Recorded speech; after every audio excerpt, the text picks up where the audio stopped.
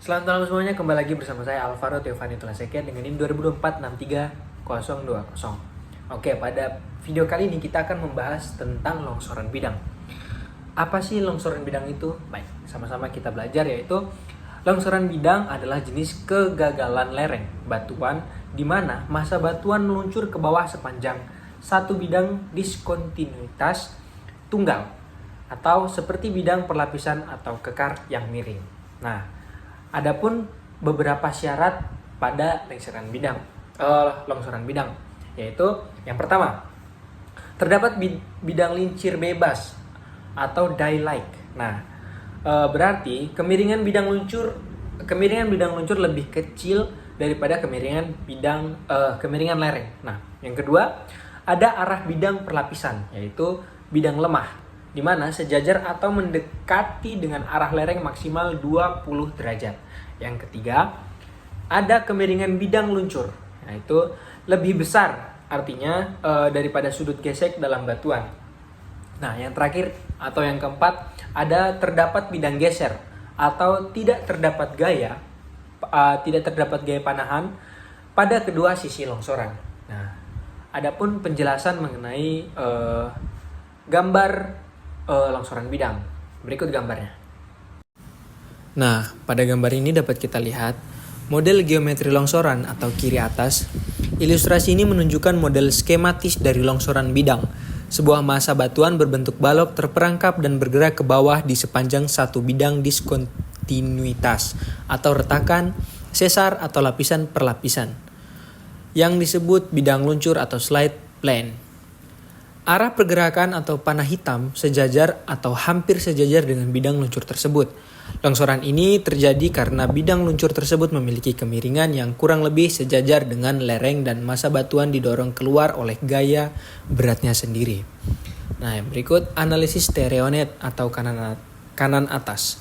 Ilustrasi ini menunjukkan analisis stereonet atau jaring stereografis yang digunakan untuk memvisualisasikan dan menganalisis hubungan spasial antara berbagai bidang diskontinuitas atau retakan dan lapisan, dan muka lereng.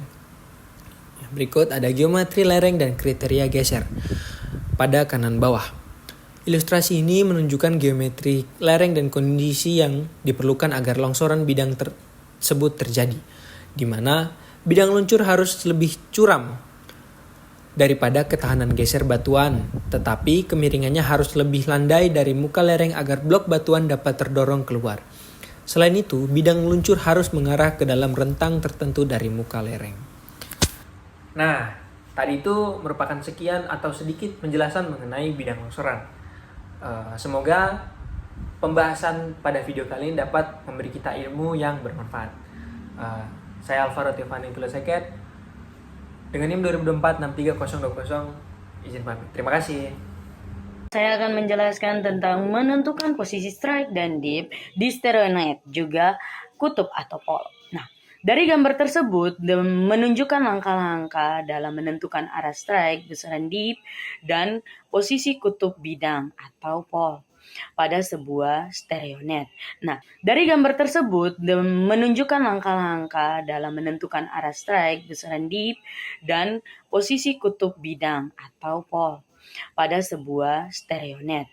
Nah, dari gambar A menunjukkan bagaimana sebuah nilai strike yang dimisalkan sebagai alfa sama dengan 130 derajat diletakkan pada tepi stereonet sesuai arah mata angin. Setelah posisi strike ditentukan, stereonet berputar sehingga garis strike berada sejajar dengan garis utara sampai selatan.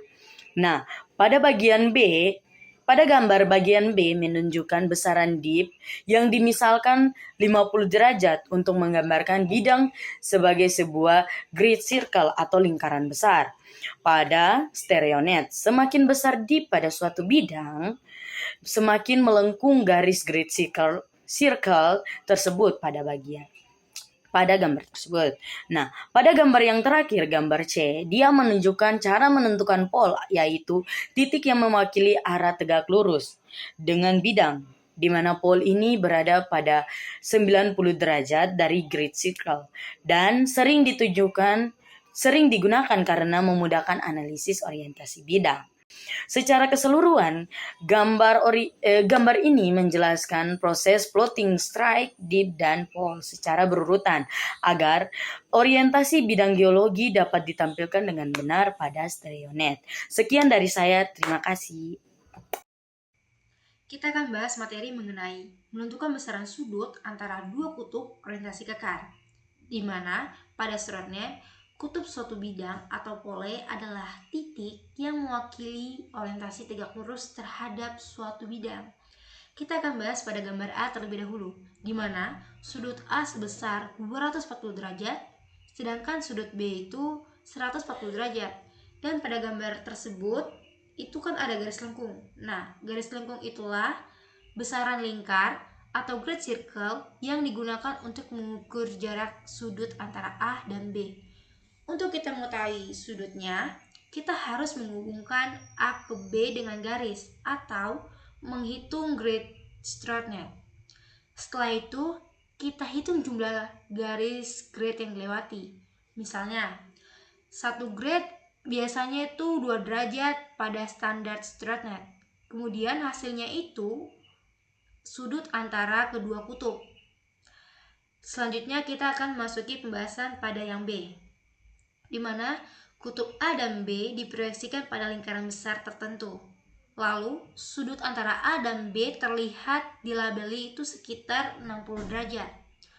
Untuk kita mengetahui sudut antara bidang kekar, itu bisa dihitung dengan menentukan sudut antara dua pole di StereoNet. Nah, kesimpulan pada penjelasan kita tersebut atau pada gambar tersebut yang tadi kita bahas, yaitu pole A dan pole B mewakili orientasi dua bidang kekar. Lalu sudut antara kutub itu sama dengan sudut antara bidang, di mana sudutnya dapat dihitung dengan yang pertama menghubungkan kedua titik pada StereoNet, dan yang kedua mengukur sudutnya sepanjang lingkaran besar. Terima kasih. Perkenalkan, nama saya Bajadi Valdo MPWR dengan NIM 2024630042. Di sini yang saya jelaskan adalah longsor jungkiran. Longsor jungkiran adalah salah satu jenis longsor yang bergerak seperti jungkiran atau guling, di mana massa tanah atau batuan yang tergelincir pada bidang gelincir yang relatif rata.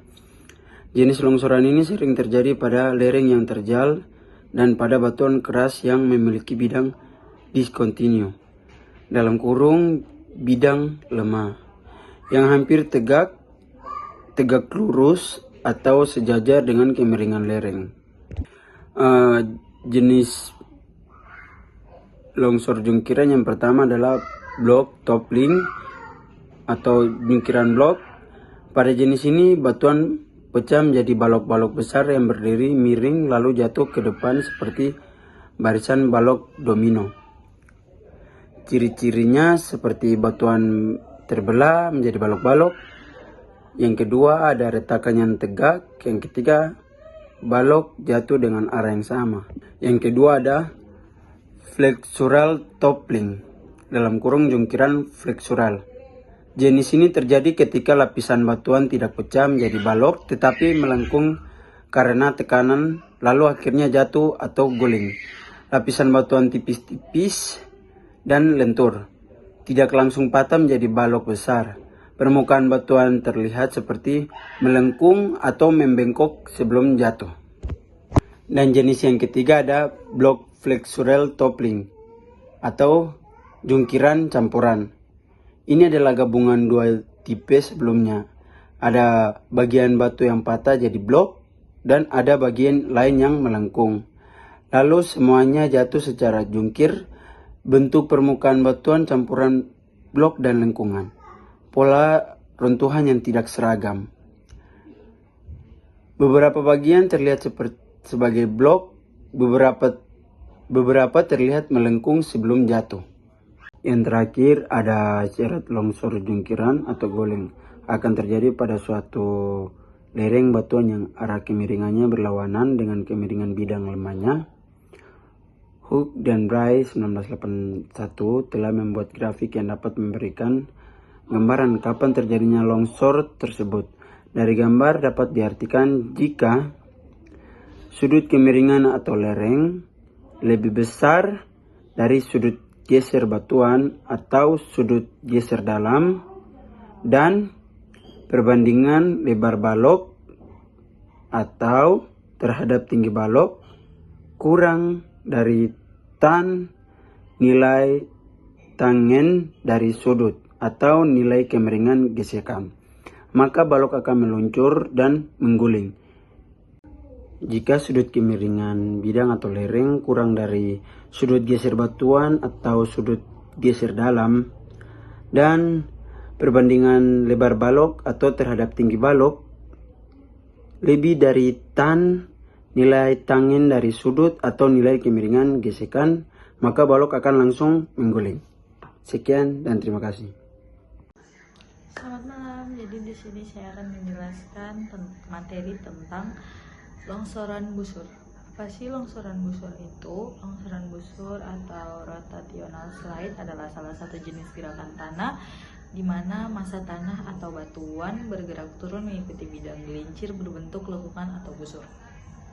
Karena bidang gelincirnya membulat seperti mangkok, bagian atas tanah akan berputar atau rotasi, saat jatuh akan meluncur lurus. Di sini ada 5 ciri-ciri longsoran busur. Yang pertama yaitu bidang gelincir berbentuk cekung atau melengkung. Yang kedua, gerakan massa tanah bersifat rotasi, tidak linear. Yang ketiga, sering terjadi pada tanah lempung, tanah yang homogen atau lereng yang tinggi. Yang keempat, bentuk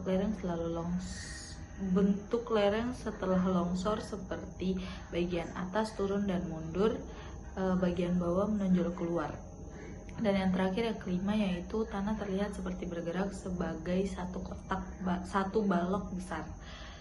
Di sini ada penyebab longsoran busur. Ada 6. Yang pertama, lereng terlalu curam. Yang kedua, kandungan air meningkat. Yang ketiga, beban berlebihan di atas lereng seperti bangunan, jalanan, dan timbunan tanah. Yang keempat, erosi di kaki lereng. Yang kelima, jenis tanah lempung. Dan yang terakhir yaitu getaran. Contohnya seperti gempa yang memicu pergerakan. Jadi proses terjadinya itu seperti air masuk ke dalam tanah, tekanan pori naik, terus kekuatan tanah menurun, lereng tidak stabil berbentuk bidang gelincir melengkung, massa tanah bergerak turun dengan putaran mengikuti busur itu.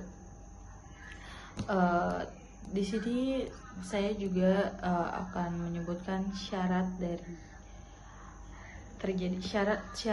umum terjadinya longsoran busur ada 2. Yang pertama yaitu pada material yang lunak atau tanah.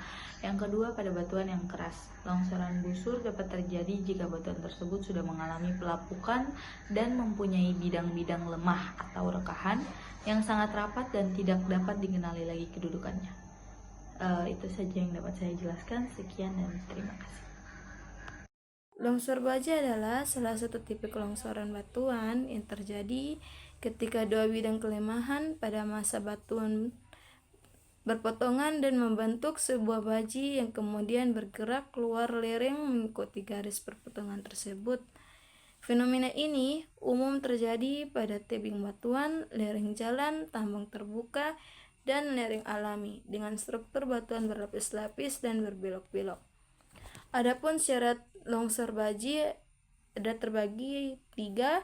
Yang pertama, longsor baji dapat terjadi pada suatu batuan jika lebih dari satu bidang lemah yang bebas dan saling berpotongan. Yang kedua, kemiringan penunjaman garis potongan 2 bidang lemah harus lebih kecil daripada sudut kemiringan lereng. Yang ketiga, kemiringan penunjaman garis potong 2 bidang lemah harus lebih besar daripada sudut gesek dalam. Oke, selamat malam Bapak dan teman-teman semua.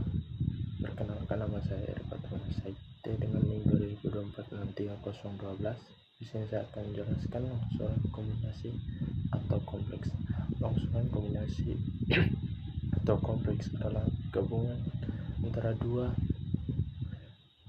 atau lebih jenis longsoran yang berpotensi terjadi pada suatu lereng. Misalnya kombinasi longsoran bidang dan longsoran banji atau kombinasi antara longsoran bidang dan busur. Sekian, terima kasih. Perkenalkan, nama saya Mikael Adrianus Simanjuntak dengan NIM 2024-63016. Di sini saya akan menjelaskan ringkasan yang menentukan besar sudut perpotongan baji dan arahnya di strenoi. Penentuan besar sudut dan arah perpotongan baji pada strenoi merupakan bagian penting dari arah analisis kestabilan lereng batuan, analisis kinematika. Proses ini melibatkan plotting dua bidang diskontinuitas bidang lemah yang saling berpotongan pada strenoi.